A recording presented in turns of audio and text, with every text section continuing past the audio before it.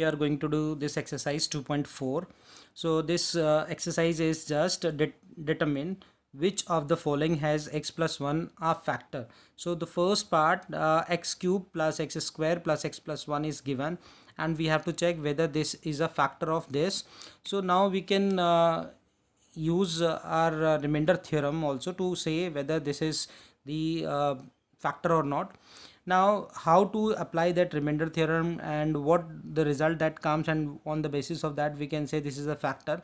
If I put this equal to 0, the value of x I will put here if my answer comes 0, or you say when I divide this by x plus 1, if my answer comes 0, it means that it is a factor. If my answer doesn't come 0, that it means it is not a factor. So simple is that. We'll start from here by using the remainder theorem. So we can assume that let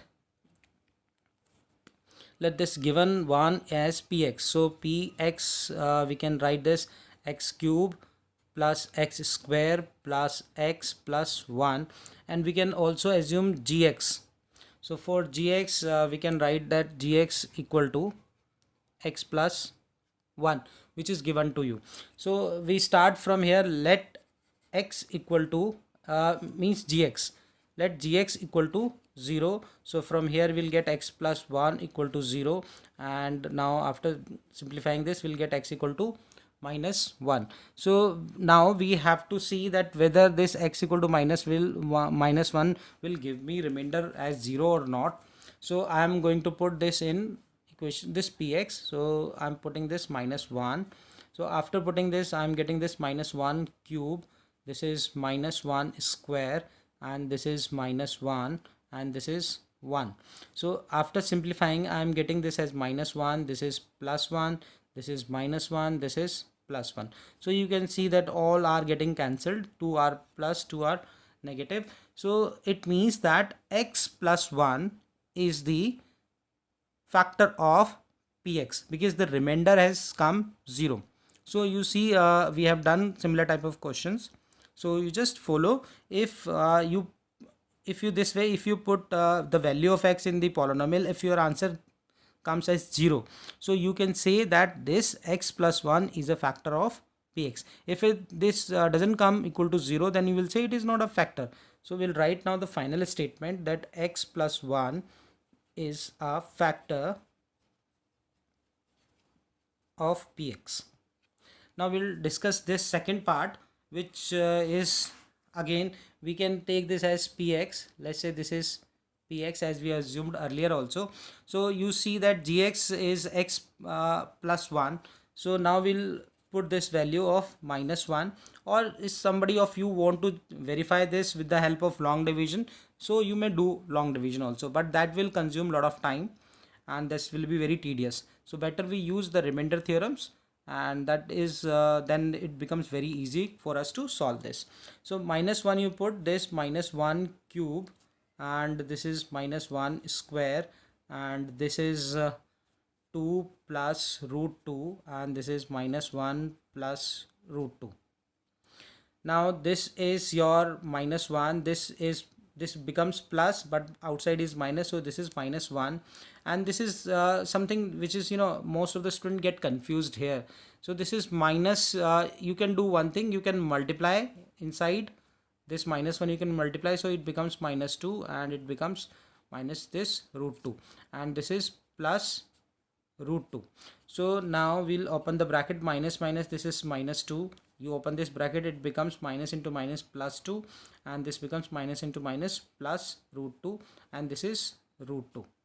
So now you may see that this got cancelled, and this is 2 root 2, and this is 2 root 2, which is not equal to 0. So here we can use very simple statement that x plus 1, therefore x plus 1 is not a factor of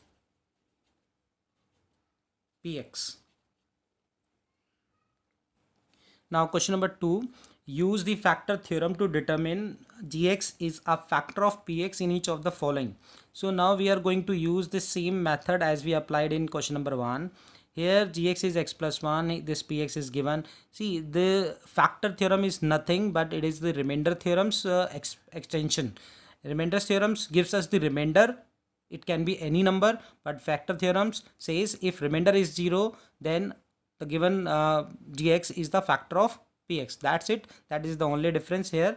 Now we'll take gx as equal to 0. So let's say gx plus x, this equal to 0. We assume so from here we are going to get x equal to -1. We'll put this value of -1 in this given question. So this is 2 minus 1 cube, this is -1 square, this is 2 into -1, and this is -1. So this is -1 cube is minus, so it becomes -2. So and this -1 square is 1, minus plus, and this is minus. So you can see both are now, all the terms will get cancelled, so answer is 0. So we can say that gx is a factor of px. See, very simple that I am explaining this again. If your remainder comes 0, then you can say that gx is a factor of px. If your remainder doesn't come 0, then you will say this is not a factor. This is very simple. You can take the example also. If I say that 3 is a factor of 15 or not, so you divide 15 by 3, and if you get the answer, if you get answer as 0, it means it's a, so in this case gx is a factor of px. Now we'll come to question number 3, which is again very important question. If you first read the question, find the value of k if x minus 1 is a factor of px in each of the following cases. Now there is no need to check whether it is a factor or not, but it is already given that it is a factor. So if I use remainder theorem, then my remainder should always be 0, because x minus 1 is a factor of px. This is given to us. In earlier question we were checking whether it is a factor or not. By getting this answer 0, we were saying that it is a factor, but this time you are not going to check. You are going to use this fact that x minus 1 is a factor of px. It means if you substitute this equal to 0, the value of x you put in px, and your answer is going to be 0. So we start with this. Let x equal to x minus 1, you can say that x minus 1 equal to 0, then you are going to get x equal to 1. We'll substitute this in p first part. So my first part will be 0. If I substitute this value p1, then now we can continue the way that we were using earlier also. So 1 square plus 1 plus k is equal to 0. So from here, this is, now you can see this is 2 plus k equal to 0. So now you are going to get k as -2. So your first part answer has come, in which the value of k is -2. Now do the second part also. We'll take p1 again as 0. So we'll get, now you can see that what we are going to get is k1 square minus root 2 into 1 plus 1 is equal to 0. So this is k, this is root 2, and this is plus 1 equal to 0. So all terms are unlike terms, so you can write this as, this will go this side, it becomes plus, and this will go this side, it becomes minus. So this is the answer of your part 2. Now come to question number 4. Factorize. These quadratic equations are given to you and you have to factorize. You have done many questions in class 8th, but this time we are again going to do these questions by splitting method. Earlier in class 8th you were solving these questions with the help of identities, but here some questions you have done also with the help of splitting method, but now we are going to solve them completely on the basis of splitting method. We don't use or we actually will not get any questions in which you use identity. So we'll start from first one. So this is 12x square minus 7x plus 1. Now you compare it with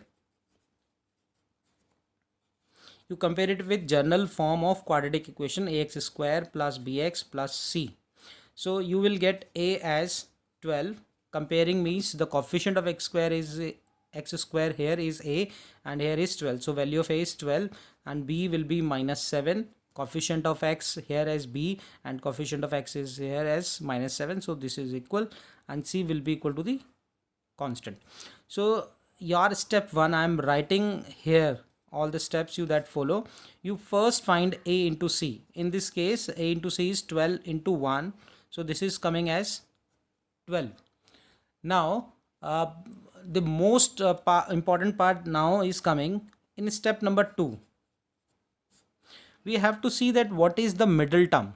The middle term is your b equal to, this is minus 7.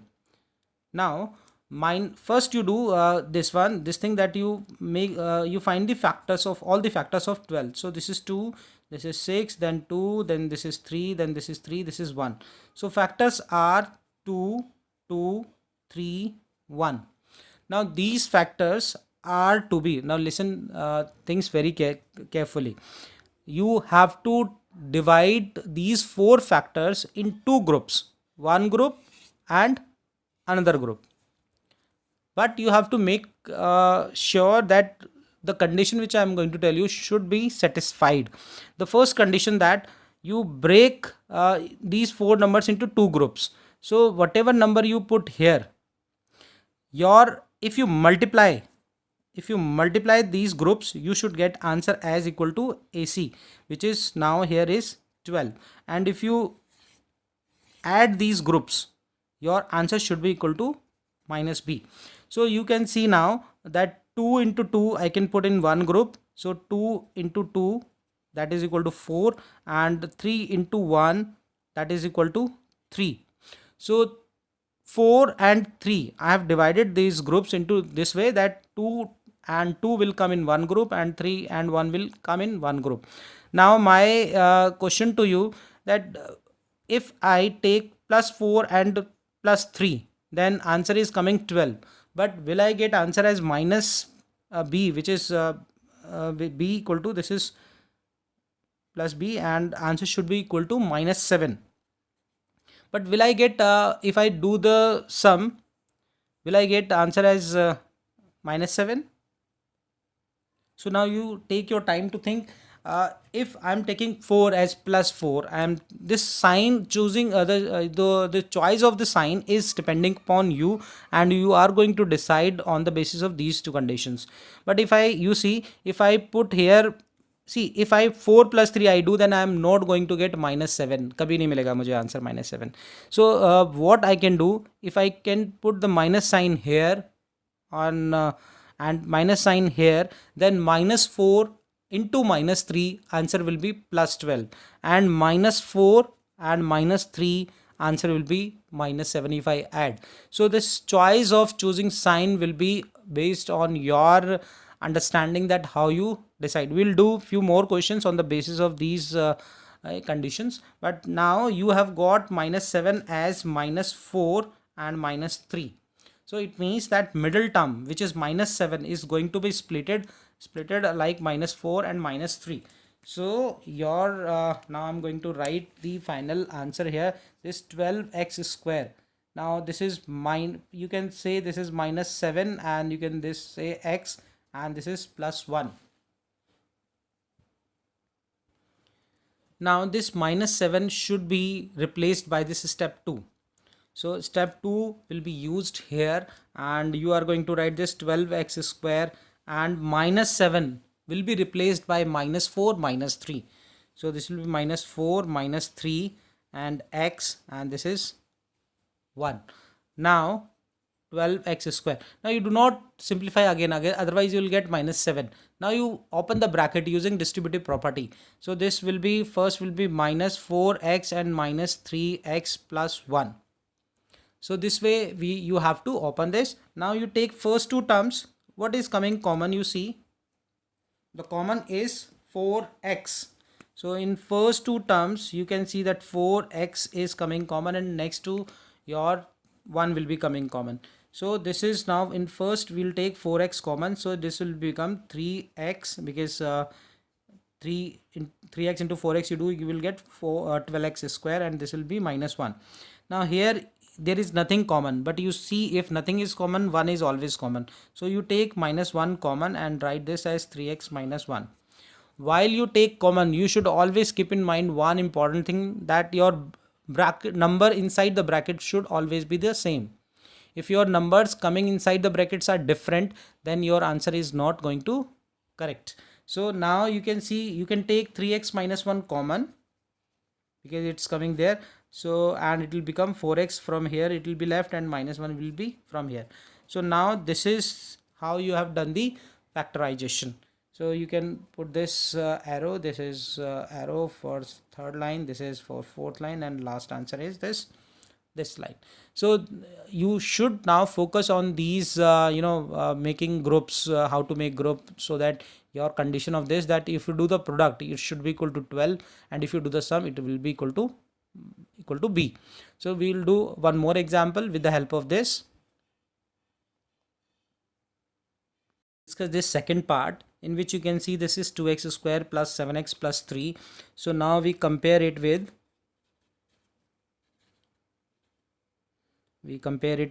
ax square plus bx plus c.